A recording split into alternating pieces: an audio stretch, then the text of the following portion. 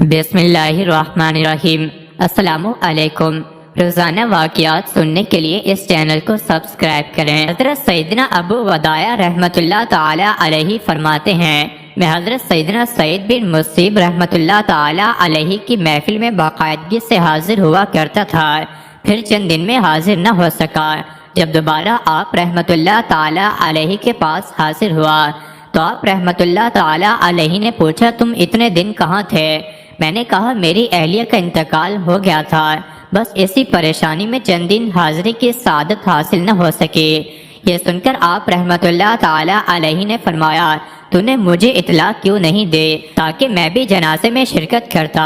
حضرت سیدنا ابو وداع رحمۃ اللہ تعالی علیہ فرماتے ہیں، اس پر میں خاموش رہا۔ جب میں نے رخصت چاہی تو آپ رحمۃ اللہ تعالی علیہ نے فرمایا، کیا تم دوسری شادی کرنا چاہتے ہو؟ میں نے کہا، حضور میں تو بہت غریب ہوں، میرے پاس بمشکل چند درہم ہوں گے، مجھ جیسے غریب کی شادی کون کروائے گا؟ تو آپ رحمۃ اللہ تعالی علیہ فرمانے لگے، میں تیری شادی کراؤں گا۔ میں نے حیران ہوتے ہوئے عرض کی، کیا آپ رحمۃ اللہ تعالی علیہ میری شادی کرائیں گے؟ فرمایا، جی ہاں، میں تیری شادی کراؤں گا۔ پھر آپ رحمۃ اللہ تعالی علیہ نے اللہ عز و جل کی حمد بیان کی اور حضور صلی اللہ علیہ وسلم پر درود و سلام پڑھا اور میری شادی اپنی بیٹی سے کرا دی۔ میں وہاں سے اٹھا اور گھر کی طرف روانہ ہوا۔ میں اتنا خوش تھا کہ میری سمجھ میں نہیں آ رہا تھا کہ کیا کروں۔ پھر میں سوچنے لگا کہ مجھے کس کس سے اپنا قرض وصول کرنا ہے، اور اسی طرح میں آنے والے لمحات کے بارے میں سوچنے لگا۔ پھر میں نے مغرب کی نماز مسجد میں ادا کی اور دوبارہ گھر کی طرف چلا آیا۔ میں گھر میں اکیلا ہی تھا۔ پھر میں نے زیتون کا تیل اور روٹی دسترخوان پر رکھی اور کھانا شروع ہی کیا تھا کہ دروازے پر دستک ہوئی۔ میں نے پوچھا، کون؟ آواز آئی، سعید رحمۃ اللہ تعالی علیہ۔ میں سمجھ گیا کہ ضرور یہ حضرت سیدنا سعید بن مسیب رحمۃ اللہ تعالی علیہ ہوں گے۔ اتنی دیر میں وہ اندر تشریف لے آئے۔ میں نے کہا، آپ رحمۃ اللہ تعالی علیہ مجھے پیغام بھیج دیتے، میں خود ہی حاضر ہو جاتا۔ فرمانے لگے، نہیں بلکہ تم اس بات کے زیادہ حقدار ہو کہ تمہارے پاس آیا جائے۔ میں نے کہا، فرمائیے میرے لیے کیا حکم ہے؟ آپ رحمۃ اللہ تعالی علیہ نے فرمایا، اب تم غیر شادی شدہ نہیں ہو، تمہاری شادی ہو چکی ہے۔ میں اس بات کو ناپسند کرتا ہوں کہ تم شادی ہو جانے کے بعد بھی اکیلے ہی رہو۔ پھر ایک طرف ہٹے تو ان کی بیٹی ان کے پیچھے کھڑی تھی۔ انہوں نے اس کا ہاتھ پکڑا اور کمرے میں چھوڑ آئے اور مجھے فرمایا، یہ تمہاری زوجہ ہے۔ اتنا کہنے کے بعد تشریف لے گئے۔ میں دروازے کے قریب گیا اور جب اطمینان ہو گیا کہ آپ رحمۃ اللہ تعالی علیہ جا چکے ہیں تو میں واپس کمرے میں آیا تو شرم و حیا کی پیکر کو زمین پر بیٹھے ہوئے پایا۔ میں نے جلدی سے زیتون کے تیل اور روٹیوں والا برتن اٹھا کر ایک طرف رکھ دیا تاکہ وہ اسے نہ دیکھ سکے۔ پھر میں اپنے مکان کی چھت پر چڑھا اور اپنے پڑوسیوں کی آواز دینے لگا۔ تھوڑی ہی دیر میں سب جمع ہو گئے اور مجھ سے پوچھنے لگے، تمہیں کیا پریشانی ہے؟ میں نے کہا، حضرت سیدنا سعید بن مسیب رحمۃ اللہ تعالی علیہ نے اپنی بیٹی سے میری شادی کرا دی ہے اور وہ اپنی بیٹی کو میرے گھر چھوڑ گئے ہیں۔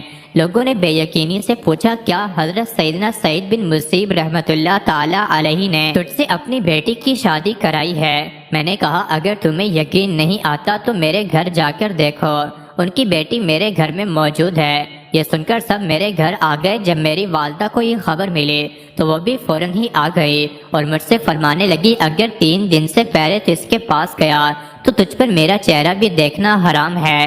3 دن تک میں اس کی اصلاح کر لوں، اس کے بعد ہی تو اس سے قربت اختیار کرنا۔ میں 3 دن انتظار کرتا رہا۔ چوتھے دن جب اس کے پاس گیا اور اسے دیکھا تو دیکھتا ہی رہ گیا۔ وہ حسن و جمال کا شاہکار تھی، قرآن پاک کی حافظہ، حضور صلی اللہ علیہ وسلم کی سنتوں کو بہت زیادہ جاننے والی اور شوہر کے حقوق کو بہت زیادہ پہچاننے والی تھی۔ اسی طرح 1 مہینہ گزر گیا، نہ تو حضرت سیدنا سعید بن مسیب رحمۃ اللہ تعالی علیہ میرے پاس آئے اور نہ ہی میں حاضر ہو سکا۔ پھر میں ہی ان کے پاس گیا اور بہت سارے لوگوں کے جھرمٹ میں جلوہ فرما تھے۔ میں نے ان کو سلام کیا، انہوں نے جواب دیا۔ اس کے بعد مجلس کے ختم ہونے تک انہوں نے مجھ سے کوئی بات نہ کی۔ جب سب لوگ جا چکے اور میرے علاوہ کوئی اور نہ بچا تو انہوں نے مجھ سے فرمایا، اس انسان کو کیسا پایا؟ میں نے عرض کی، حضور آپ رحمۃ اللہ تعالی علیہ کی بیٹی ایسی صفات کی حامل ہے کہ شاید کوئی دشمن ہی اسے ناپسند کرے، ورنہ دوست تو ایسی چیزوں کو پسند کرتے ہیں۔